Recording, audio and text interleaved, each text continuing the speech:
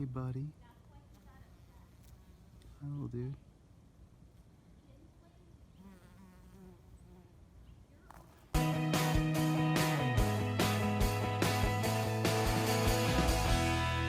Alright guys, so we're here with Jim right now at his farm called Surfview in Phoenix, and we got the mountains right next to us, and we got some beautiful moringas behind us, but I want to show you what he did. He's getting all scientific with it, and I think if you guys are interested in science, you gotta get scientific, because he's actually got a few things he was implementing prior to planting. So he drew it on a piece of paper, and I want to show you guys what he did. So what do we got? So what we have is two different beds, 9 feet apart, or 9 feet long and about 4 feet wide, and there's about 11 to 12 on each row in parallel, but they're staggered, and they're about 5 inches apart, and you can see that diagonal going from one to the next. What that's for is so that the leaves will interlock the branches. We get 30-mile-an-hour winds through here, and it's really cool to see all of the plants acting like a family or a group of friends standing together. I like the word stand for that reason. And that way they don't get knocked down. You don't need any poles or anything to keep them up. And it also strengthens the branches themselves, the stalks or whatever. So that's the logic of how they're planted. So talk about this diagram right here. Okay. When you decide if you want to grow moringa, you want to say, well, what do I want it to look like? Just like most things in life, you have to have sort of an idea of what you want before the great big G gives you what you want. But what basically is, about once it gets 3.5 feet, then the first cut, I cut back down to 9 inches. And then when it got back up to 3.5 feet again, I cut it at 18 inches. And so each time I cut it, it doubled the main stalks coming out of there. And so after about August 1st, I just left it alone entirely so that it wouldn't go into any kind of shock, so that as it grew towards equinox, that all of the flowering would occur and the growing would occur unabated. And then once equinox hit, I started giving it daily doses of earthworm casting and earthworm casting tea, so that the rest of the nitrogen in it kept growing like crazy, and also it helped feed the blossom bloom phase, which is what it is in right now, that we're past September 21st, 23rd. It's now in the bloom phase. And there's this beautiful, this amazing aroma that's coming off of when you stand over by those flowers. It's like a perfume. The bees are loving it. A hummingbird. Yeah, that's amazing. We have a hummingbird there right now. That just once we left the little area, the hummingbirds get possessive and they. Oh, there he is. Yeah, isn't that cool? Yeah. Awesome. Yeah, the hummingbirds, anything They're like, that will this help. is mine. Yeah, they get real possessive. Summing that up, how many did you put in each bed? There's 23 in each bed. 23 in each bed. And 21, basically 21 or 22 of each grew, germinated, and that's all PKM1 hybrid. These are the PKM1s, guys, the hybrid seeds. Yeah, they will, if you do it right, they will, at least in Arizona, they will grow till full, and all the pods will ripen before a frost comes. I'm not even sure. Did we have a frost last year, Dave? I don't know that we did. In fact, it's my first year in the garden. I haven't even gone through a winter yet. Yeah, we're really lucky in zone 9B here that we could actually, I mean, these are perennial plants and they're nitrogen fixers. So if they never had to get cut down, but I suspect that I always want stuff within reachable distance for harvest. And you do worm castings every day. That's right. So, I mean, and I'm going to show you guys the way he does his worms, because it's great. There's no bucket involved. It's out in the shade in his yard, and he's got a ton of worms. So if you can feed worm castings every single day to your plants, then they will definitely love you. So if you can grow worms in Arizona and not have to worry about boxes or plastic containers, and then if the worms don't like it where they are, you know, as long as you don't give them onions or garlic or citrus, they'll stay in their little area as long as you feed them. But if you were to be gone for 2 weeks, they could always, go into the nearby beds. And then also what's good about having it on the ground is that when you water it, it waters the nearby vines. We'll see a Mucuna plant growing next to another one, where every time I water the earthworms, it's like giving tea next door to the plant next door, and you'll see that Mucuna vine growing like a son of a gun. I had never heard of this plant, and he actually, Jim just shared it with me, and he's got a beautiful vine over in the corner there next to one of his worm piles, and it's called the Mucuna Pruriens or something like that. I think it's Pruriens. Pruriens. Like prudent and then riens. From India, velvet bean, cowage. What's cowage? Cowage, yeah.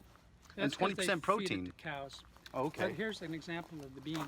So, I don't know if you can see this on the camera really well, but it is, it's very velvety. It actually feels like black felt. Yeah, it kind of does feel like felt.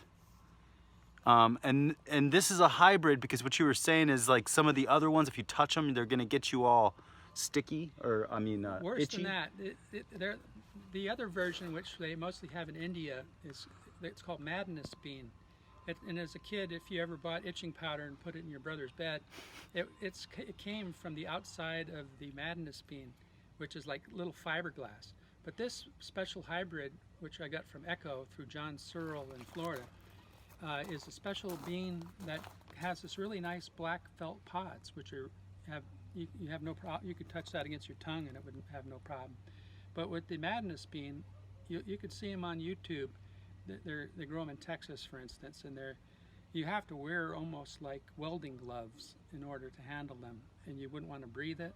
But these grow incredibly well in Arizona. Weightlifters like it because it's good for human growth hormone. Wow. And it also is really good for Parkinson's. It's L-Dopa. It's a natural form of L-Dopa.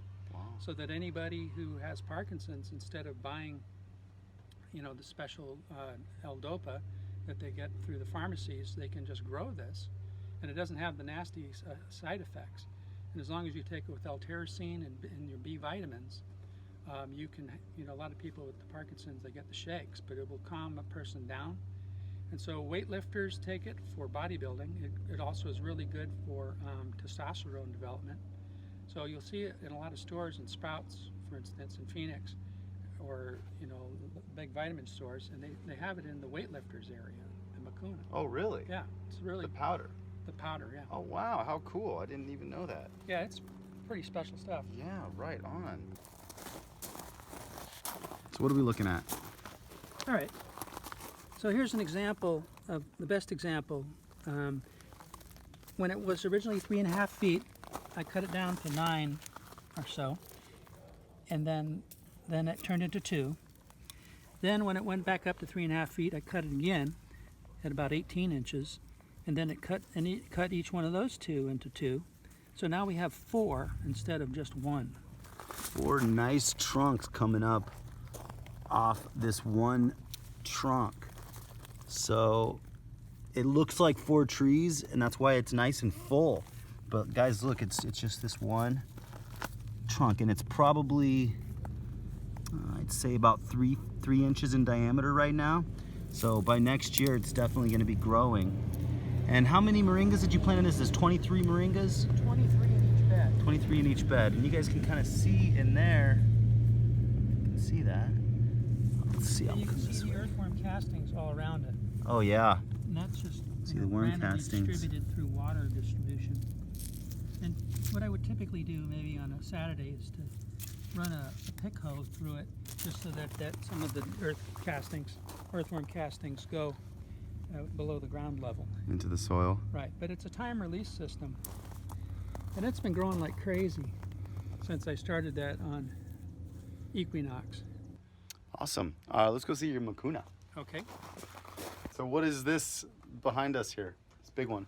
Well, this probably my most proud item is the Mucuna Pruriens. And if you look over here, you can see a bunch of the well, they start off, of course, as flowers, and maybe we'll be able to see those on the other side. But the pods grow wherever there were flowers that were fertilized.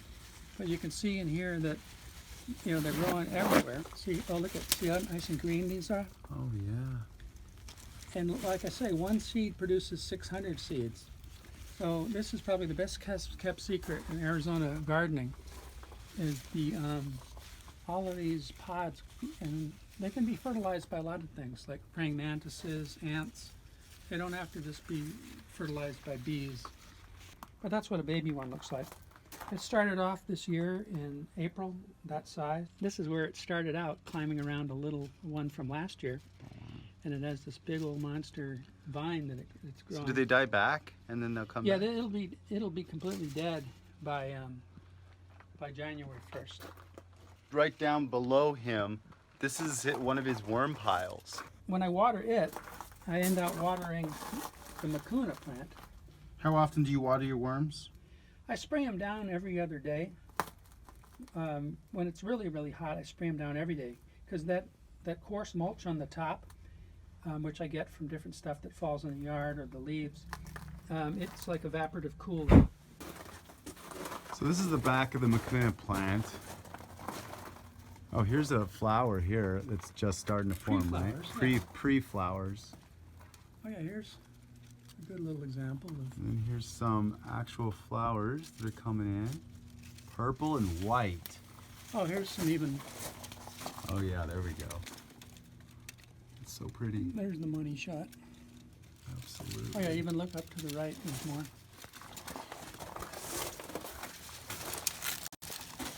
Oh wow, look at all those. It doesn't take long to go from the flower stage to the pod stage. Yeah, they'll get pretty long. They'll get about 7 inches long. Oh really? Yeah, and then they'll dry up and they get that black felt all over them. But they start off green. Cool. So wow, you do get a lot of pods. So, you know, it's pretty interesting to learn about some different Chinese herbs, because different things have different benefits for everybody. So, you know, Jim found something that works for him, and also that is something that not a lot of us know about. So grow some unique stuff and find some stuff that works for you, and share it with the world. And let me know, so I'll come over and do a video at your house. So we had a monarch butterfly, hummingbird, lots of bees on these moringas. Hey Monarch, where'd you go, buddy? There you are. Come back. That's acacia that it's going over there. So we're gonna show you guys the pile now, close up. And we're gonna show you what he does to keep a worm pile in the ground instead of a bucket. So it's super cool. Here's the pile, and it looks small right now, but he said it was bigger, right? Well, yeah. Every day I feed about a couple quarts of earth castings to my moringas. So I've been doing that since equinox, and it's been dropping quite a bit. But you can see, like over here, where it's come off the mound, and these are fresh worm castings here, guys. All for free, and it's on all sides. The worms tend to hang out where the food is in the pile. It looks good.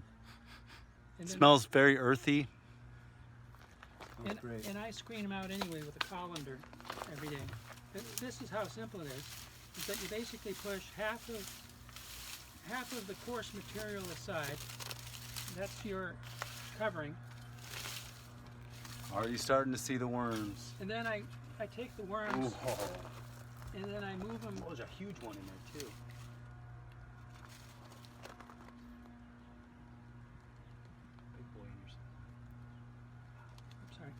Yeah, so see, they're red wiggling around, but they're much smaller. Look at all that movement. And they're real happy.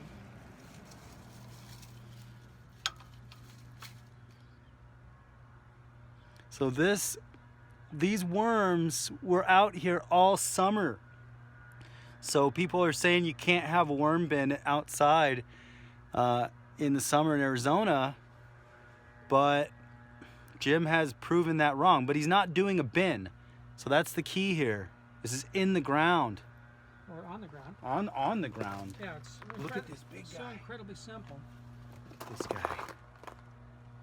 Big boy. That's a big red wiggler. Yeah, oh yeah, there you go. Yeah, there's some of the... And they're hermaphrodites, so they can have So it doesn't go too deep then. It's kind of just Well, right on top. They will stay, red wigglers will stay within the top 3 inches. Even if you had a 4-foot pile, they would still stay within the top 3 inches.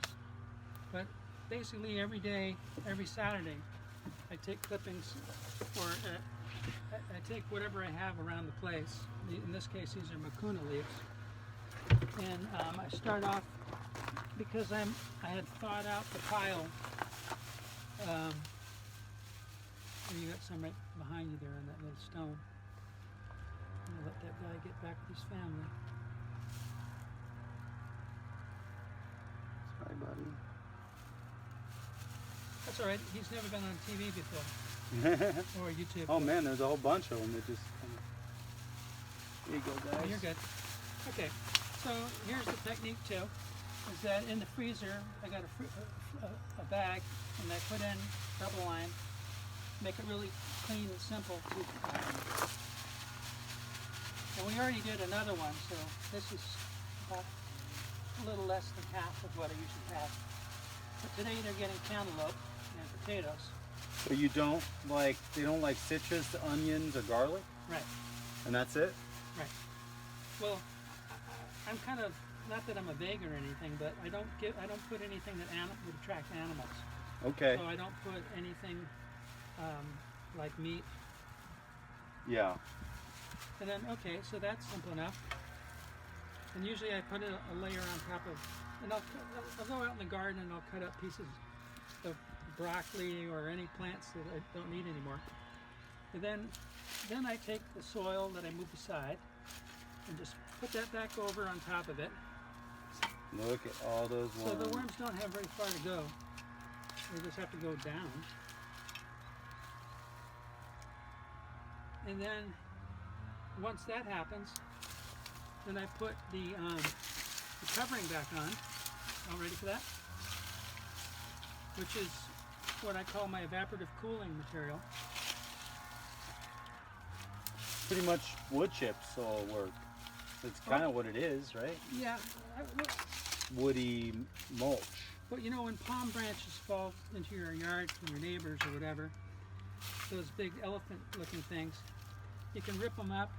But I like stuff that's really big, so that when it goes to blow, the wind blows, so it won't go any far. And then the final trick is to take the water that has been, the chlorine has been evaporating for the last 24 hours, and on Saturdays, I pour half of it on there. They like to be moist, but not drowned. Thank you, Dave. Awesome. Yeah, hey, thanks for showing me everything. Appreciate It's been fun. I'm going to end on these moringas over here because I just feel like it.